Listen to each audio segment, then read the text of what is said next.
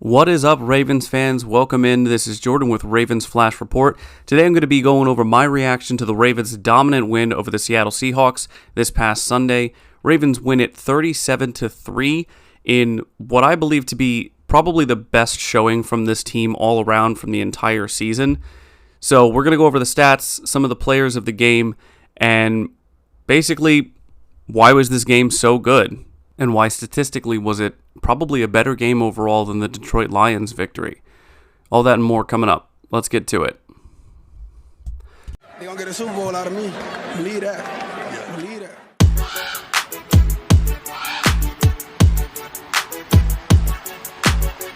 I'm a Raven. It's on. All year. Every year.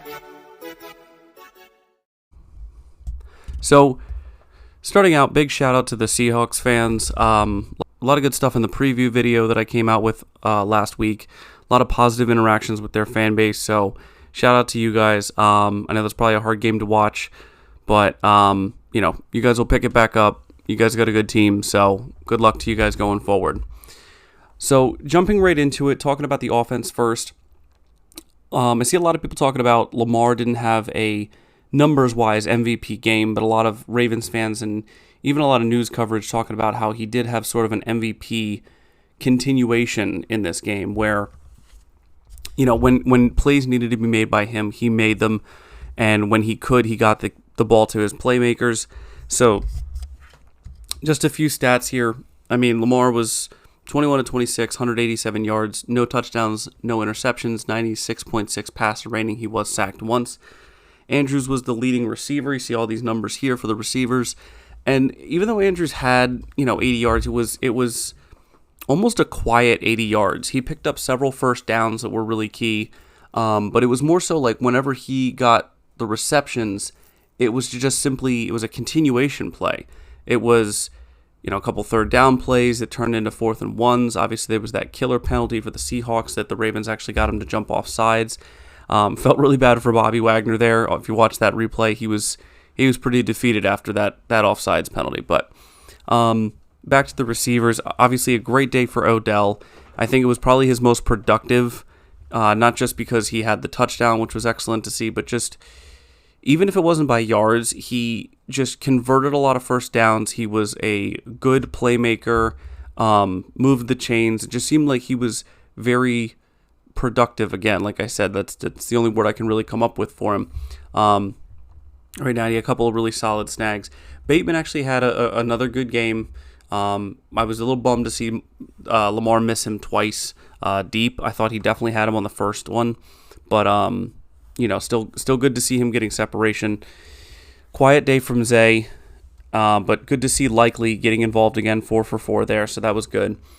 So let's get to the rushing, right? Because that's where this game was really dominated from. The passing was good. They had 12 passing first downs, but really out of the 29 first downs, it was mostly the run, right? The run was the main component of this game, and it's really nice that I think that's why I feel so much like this was a better game than the Detroit game, because yes, the splash plays and the big plays were there in the Detroit game, but when you're up 28-0 at halftime, the game is sort of over mentally for the other team. I'm not saying they're quitting. I'm just saying they understand where they are play calling wise, and it's already desperation mode. They're going for it on 4th. It's a different type of ball game. This game was slow, methodical, grind it down, and we're just going to smother you on defense. And it felt like, I would say it felt like a regular Ravens type of win, but the fact that Lamar could, whenever he needed to, throw for a first down, he did. And that's where I think a lot of it, when people say this is like 2019 vibes, I tend to disagree, because in 2019 our biggest problem was, can they throw for it if they need it? And we found out in the playoffs that unfortunately, no, they cannot.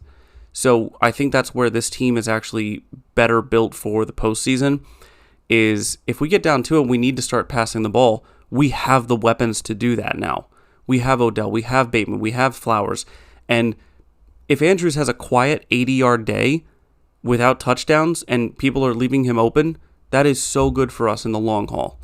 But like I said, getting back to the ground game, Lamar has 10 carries, 60 yards.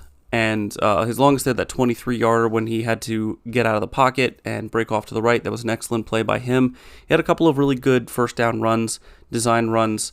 Obviously, that little injury scare, he didn't really run too much after that, and I'm glad that he's healthy and it seems like he's okay. Gus Bus, he had 5 carries for 52 yards. His longest was a 42, 2 touchdowns, 4 and 3 yards respectively. Justice Hill, a little bit of an underwhelming day, but he did get the volume there, 13 carries. But obviously the story of the day is Keaton Mitchell. There's no other way around it. He's the offensive MVP. He is the breakout star of this game. And on a day where the runner-up on offense being Odell Beckham getting his first touchdown, overshadowed by the rookie, 9 attempts, 138 yards, and a touchdown. And I mean, it wasn't even, yes, he had a 40-yarder, he had a 60-yarder. That helps with the numbers.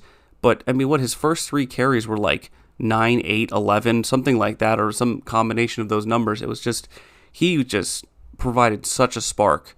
And really, that he can be the lightning to Gus Edwards' thunder. This offense is even more dangerous than we thought. So I'm really excited for what that means going forward. But it just was a very balanced offensive game plan, and I'm really happy to see that Monken kept going with Mitchell when he started to heat up. Because too many times, I know you guys remember this with Roman, too many times somebody would get hot and then he'd pull him out. And it's like, no, what are you doing? And with Mitchell, they didn't do that. They're like, no, he's getting good chunk plays. Let's leave him in there. And he was rewarded for that, right? So the Ravens were rewarded for that with a touchdown. But let's start getting into this defense, because as impressive as the offense was, the defense was incredible today. I mean, 151 total yards, which, mind you, was only 13 yards more than what Keaton Mitchell got on the ground. But anyway, 28 yards rushing, which is just, coming into this game, they have a good backfield. They do. Walker and Charbonnet, good backs, but just absolutely doing nothing in the middle.